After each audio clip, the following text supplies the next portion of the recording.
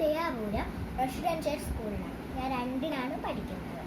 അപ്പോൾ കൂട്ടുകാർക്ക് ഞാൻ ഇന്നൊരു ചെറിയ കഥ അവതരിപ്പിക്കാം. അതുപോലെ ഈ കഥയുടെ പേരാണ് സാറാമ്മ പൂച്ച. പക്ഷെ ഞാൻ ഉണ്ടാക്കിയ കഥയാണ്. കൂട്ടുകാർ ഇങ്ങനത്തെ കഥകളൊക്കെ ഉണ്ടാക്കണം. അപ്പോൾ ആ ഗ്രാമത്തിൻ്റെ പേരെന്താണെന്ന് കൂട്ടുകാർക്ക് അറിയാമോ? ചിത്രപ്പട്ടി. ആ ചിത്രപ്പട്ടിയുടെ നാട്ടിൽ നല്ല സുന്ദരിയായ പൂച്ച ഉണ്ടായിരുന്നു. ഫുൾ ബോഡിയും ബ്ലാക്കാണ്. കാല് ഫുള്ളും വെളുപ്പ്, പാലും കറുപ്പ്. അങ്ങനെ അവൾക്ക് ഏറ്റവും ഇഷ്ടമുള്ള ഫുഡ് എന്താണെന്നായിരുന്നു? മീനാണ്. അതുപോലെ അവൾക്കൊരു കുറവുണ്ട്. എല്ലാ വീട്ടിലും തട്ടിപ്പറിച്ച് പാത്രത്തിൽ വെച്ചിരുന്ന മീനെല്ലാം എടുത്തുകൊണ്ട് പോകും. അപ്പോൾ അവൾക്ക് ആരെയും ഇഷ്ടമല്ലായിരുന്നു ആ പഴുക്ക ഇതിനെ കാട്ടിലും. അങ്ങനെ ഒരു ദിവസം ഒരു ആൻറ്റി മീൻ ഉണ്ടാക്കിക്കൊണ്ടിരിക്കുമ്പോൾ അവരെ കൊച്ചു വീണു. അങ്ങനെ പെട്ടെന്ന് പോയി നോക്കിയപ്പോൾ എന്ത് സാറാമ്മ പൂച്ച ചെയ്തത്? ആ പാത്രത്തിലുള്ള മീൻ എടുത്തുകൊണ്ട് പോയി. പക്ഷെ മീൻ എടുത്തുകൊണ്ട് പോകാൻ കാണാൻ നല്ല രസമാണ്. അങ്ങനെ എന്ത് ചെയ്തു? കുറച്ച് കുട്ടികൾ അത് ഒളിഞ്ഞു നോക്കി.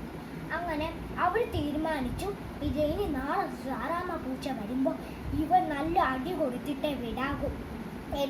ഞങ്ങൾക്ക് ഇനി കുറേ നാളായി മീനും ഒന്നും കിട്ടാത്തത്. അങ്ങനെ ഒരു ദിവസം സാറാമ്മ പൂച്ച വരുന്ന കാത്തിരുന്ന് ആ കുട്ടികൾ വീട്ടി. പെട്ടെന്ന് സാറാമ്മ പൂച്ചേനെ പേടിപ്പിച്ച്, നീയാണല്ലോ ഞങ്ങളെ മീനൊക്കെ മോഷ്ടിക്കുന്നത്, നിനക്കിത് കൊണ്ടാ പോലും. വടിയും കല്ലും ഒക്കെ എടുത്ത് അടിച്ച് കുട്ടികൾ കുറേ ഉപർദ്ധ വച്ചുകയും ചെയ്തു. അങ്ങനെ എന്ത് ചെയ്തു? അവൾ വിഷമിച്ചുകൊണ്ട് പോയി. ഞാൻ ഇങ്ങനെ ചെയ്തിന് എന്താ, എനിക്ക് വല്ലതും കിട്ടണ്ടേ? അങ്ങനെ പെട്ടെന്ന് അവൾക്കൊരു ബുദ്ധി തോന്നി. അവളെ ഫ്രണ്ടായ ചിന്നു അവളെ പഴയ ഫ്രണ്ടാണ്. രണ്ടുപേരും ഒരുമിച്ചാണ് കളിക്കുകയും പഠിക്കുകയൊക്കെ ചെയ്തത്. അങ്ങനെ അവർ വീട്ടിൽ കുറേ ദൂരമുണ്ടായിരുന്നു. അങ്ങനെ പോയി ചോദിച്ചു, സാറാമ്മേ, നിന്നെ ഇപ്പം ഇവിടെയും കാണാനൊന്നുമില്ലല്ലോ. ഞാനിപ്പോൾ ഗ്രാമത്തിലാണ്, നാട്ടിലൊന്നും ഇപ്പോൾ വരാറില്ല. എന്താ പ്രശ്നം? ഈ മുറിവ് കണ്ട് ചിന്നു ഞെട്ടിപ്പോയി. എന്താ നിന്റെ ഇതിലൊക്കെ പറ്റിയേ? നീ വളരെ സുന്ദരിയായിരുന്നല്ലോ. കുറച്ച് കുട്ടികൾ എന്നെ ഉപർദ്ധ വെച്ചു, അതുകൊണ്ടാണ് എൻ്റെ ഇതൊക്കെ മുറിഞ്ഞു പോയത്. നിനക്കിപ്പോൾ മീൻ പണിയല്ല ജോലി, നീ എൻ്റെ കൂടെ നിൽക്കും. അപ്പം നിനക്ക് ആവശ്യത്തിനുള്ള ഭക്ഷണവും കിട്ടും. നീ അവൾ മുറി കണ്ടിട്ട് പറഞ്ഞു, എൻ്റെ അമ്മയ്ക്ക് നല്ലതായിട്ട് വലിയ നോക്കാനറിയാം, നീ അകത്തേക്ക് വാ. അങ്ങനെ സാറാമ്മേനെ ചിന്നു കൊണ്ടുപോയി. അങ്ങനെ അമ്മ പൂച്ച പറഞ്ഞു, സാറാമ്മേ, നീ എന്തിനാ ഇപ്പം ഇങ്ങോട്ട് വന്നത്? എൻ്റെ ബോഡി ഫുള്ള് മുള്ളാണ്. അപ്പോൾ ഞാൻ കുറേ നാളായി എനിക്ക് വിശക്കുന്നത്. ഒന്നുമില്ല, എന്നെ വീട്ടിൽ വളർത്താനുള്ള മൃഗമാണ്. പക്ഷെ ആർക്കും എന്നെ ഇഷ്ടമല്ല. നീ ഇങ്ങ് വാ, ഞാനിവിടെ നോക്കാം. അങ്ങനെ അമ്മ പൂച്ച വച്ച് തന്ന മരുന്ന് കുറച്ച് നാളെത്തി പിടിച്ച് ഉണങ്ങി. അങ്ങനെ എന്തായിരുന്നു, പഴയ പോലെ സാറാമ്മ മിടിക്കുകയാണ് ഇവിടെ. അങ്ങനെ അവൾക്കൊരു ഇനി അവൾ കുറേ ആലോചിച്ച് പറഞ്ഞു, ഞാനിനി മോഷ്ടിക്കണീന് അടുക്കലാണെന്ന്. ഇനി മോഷ്ടിക്കാതെ ബാക്കിയുള്ള ആൾക്കാർക്കൊക്കെ പിന്നെ സാറാമ്മേനെ ഇഷ്ടമായി. അങ്ങനെ അതായത് കുറേ വർഷങ്ങൾക്ക് ശേഷം അവൾക്ക് കല്യാണപ്രായമാണ്.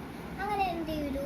ചിന്നു അതിനടുത്ത് പറഞ്ഞു, നീ കല്യാണപ്രായമായില്ലേ, ഞങ്ങളല്ല തീരുമാനിക്കുന്നത്, നീ പോയി ഒന്ന് തിരഞ്ഞെടുത്തിട്ട് പോകും. അങ്ങനെ ഒരു സുന്ദരമായ ആൺപൂച്ചയെ കണ്ടു. അവൾക്ക് വളരെ ഇഷ്ടമായി. അതുപോലെ ആൺപൂച്ച എനിക്ക് സാറാമ്മയെ ഇഷ്ടമായി. അങ്ങനെ കുറച്ച് നാൾ കഴിഞ്ഞപ്പോൾ അവൾക്കൊരു കൊച്ചുണ്ടായി. പെൺകുഞ്ഞായിരുന്നു. പേര് ലൗലി.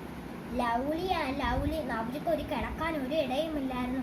പെട്ടെന്നാണ് കണ്ടത് ഒരു കാറ്. പെട്ടെന്ന് അവർ കിടന്ന് ഉറങ്ങിയപ്പോൾ ആ കാറ് മൂവിയിരുന്നു. ഡ്രൈവറും അറിഞ്ഞില്ല അതിനടുത്തൊരു പൂച്ചയുണ്ട്. പൂച്ചയും അറിഞ്ഞില്ല ഡ്രൈവർ ഉണ്ടെന്ന്. എന്ത് ചെയ്തു? ആ ഡ്രൈവർ മൂവിയിട്ടപ്പോൾ പൂച്ച അച്ഛനെയും ലൗലിനെയും വെൽപ്പിച്ചു.